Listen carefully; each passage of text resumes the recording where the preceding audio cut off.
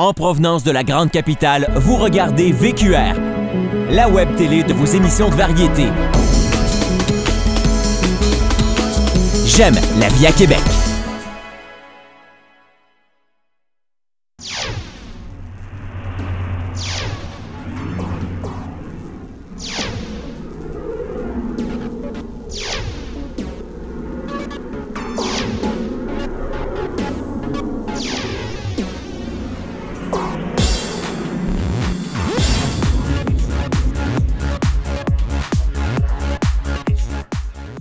Bonjour et bienvenue à la puissance du web.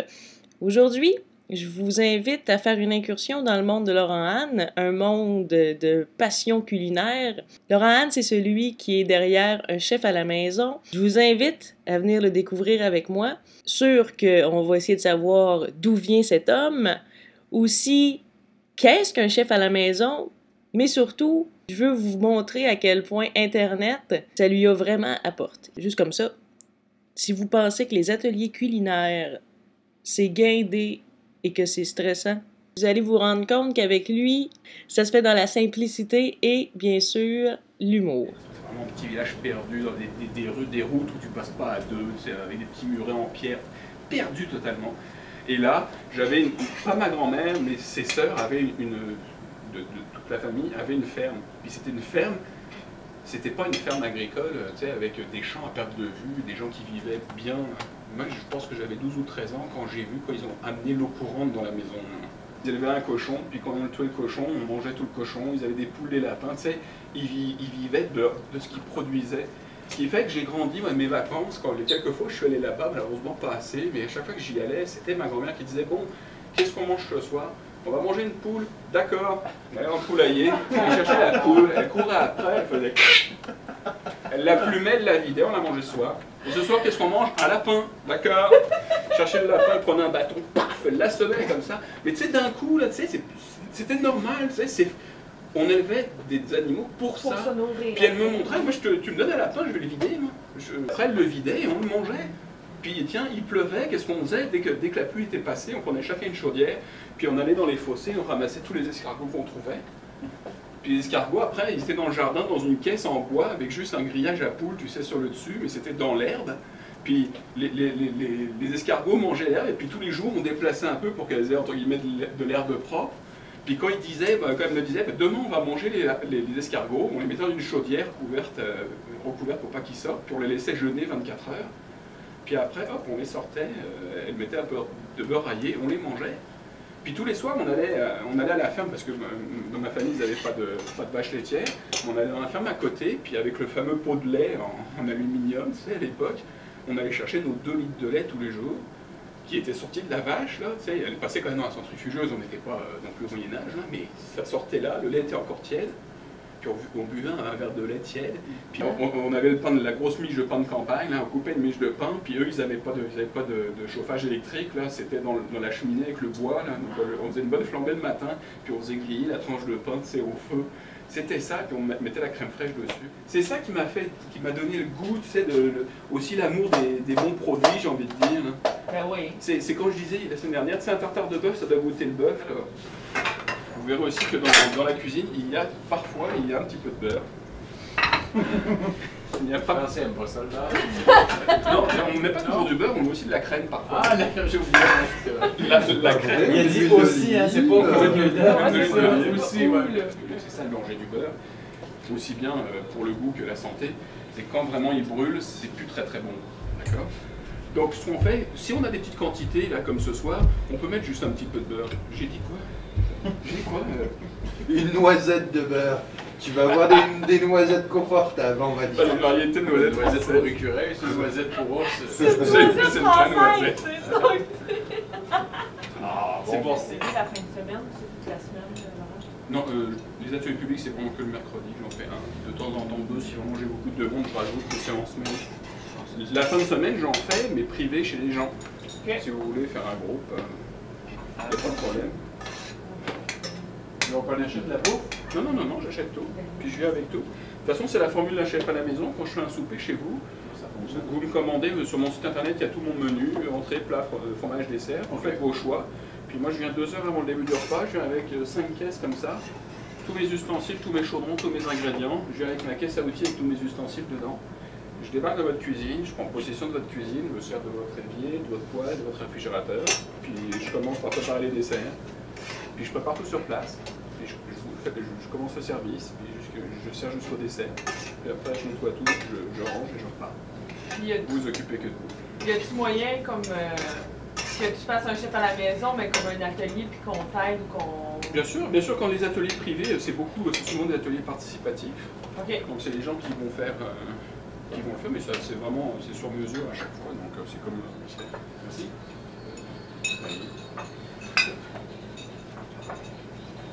C'est nous. Merci beaucoup.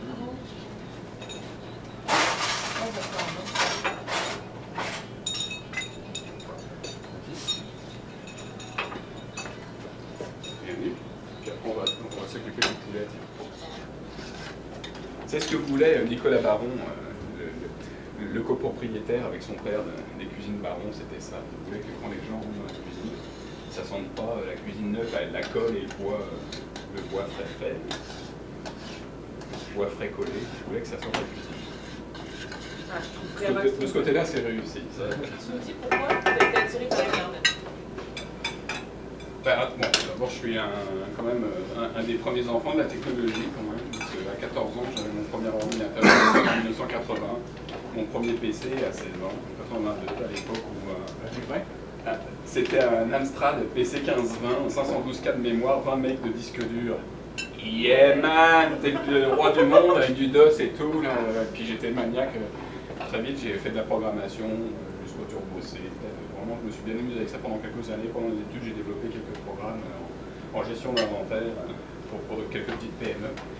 Et bref, j'aimais ça. Là, mais l'Internet, en fait, j'ai pas tout de suite vu l'intérêt d'Internet parce que, d'abord, parce que pour communiquer avec les amis ou la parenté, moi, j'ai eu des courriels très tôt, ça a été très vite, j'avais ça, j'avais des espaces disques que je pouvais partager pour mettre des photos, donc quelque part, il n'y avait pas, pour la parenté directe, il n'y avait pas d'intérêt vraiment.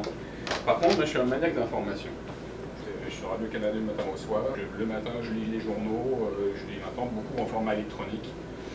Et il s'est avéré que très vite, et c'est surtout Twitter qui m'a fait embarquer dessus, j'ai pu faire des liens très vite entre des informations que je recevais de gens que je connaissais, et puis d'après de faire l'hyperlien, d'aller la nouvelle, après sur les sites d'info, le Figaro, Le Monde, le Cyberpresse, Radio-Canada et autres. Et puis de l'information aussi un peu décalée, des fois, avec des gens qui expriment des opinions autres que celles des grands médias, donc je trouvais ça quand même assez intéressant. Et en fait, ce que j'ai découvert dans Twitter, parce que quand je suis arrivé au Québec, première fois en 98, et puis après avec ma famille vraiment en 99, c'est que ce que j'ai compris très vite ici, à Québec particulièrement, et pour un Français c'est vraiment une découverte, c'est qu'ici le réseautage est quelque chose de très puissant. Quand tu veux partir en affaires, il faut que tu sois implanté dans ta communauté d'affaires.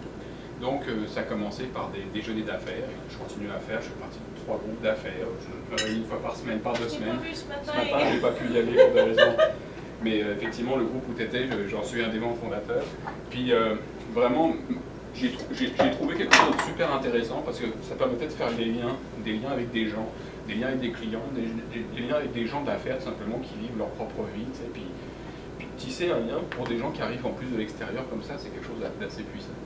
Et je me suis rendu compte, ça a été vraiment avec Twitter il y a un peu plus de 2 ans maintenant, c'est que Twitter en fait était raccordé, avait une implantation, une réalité ancrée dans notre réalité Québec, puisqu'il y a une communauté de tweeteux à Québec qui se réunissent au travers de TweetUp tous les mois, tous les 2 mois.